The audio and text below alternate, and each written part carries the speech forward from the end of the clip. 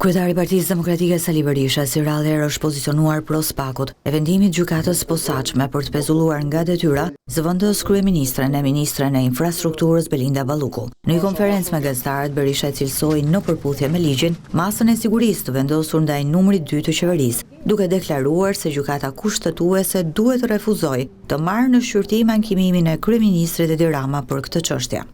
Me kërkesën për pezullim nuk ka asnjë shkelje ligjore. Ka ushtrim të plot të kompetencës në zbatim të ligjit. Vetë ideja se ka marrë pushtetin e kryeministrit, i them atij hajduti, je ti që ke vjedh parat, po atyre mirë ja u bën, që nuk lëshuan edhe ndaj teje të njëjtën urdhër si ndaj lubis.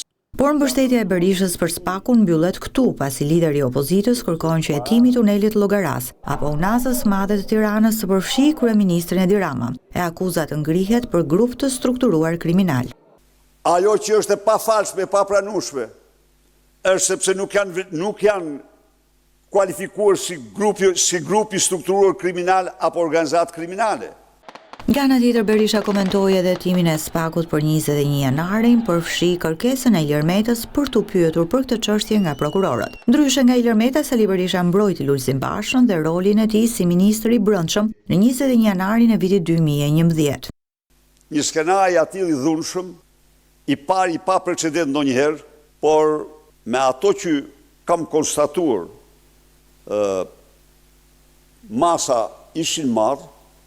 Një ditë më parë, kryetari i Partisë Lirisë, Ilir Meta, i cili aktualisht ndodhet në burg, nëpërmjet avokatit i kërkoi SPAK-ut merret në pyetje në lidhje me ngjarjen tragjike të 20 janarit të vitit 2011, ku vran 4 protestues. Në korrikun e vitit kaluar, Ilir Meta ka deklaruar se përgjegjësi për këtë ngjarje mban Lulzim Basha, i cili sipas tij nuk mori masa si ministër i brendshëm, edhe pse ishte paralajmëruar për protestën.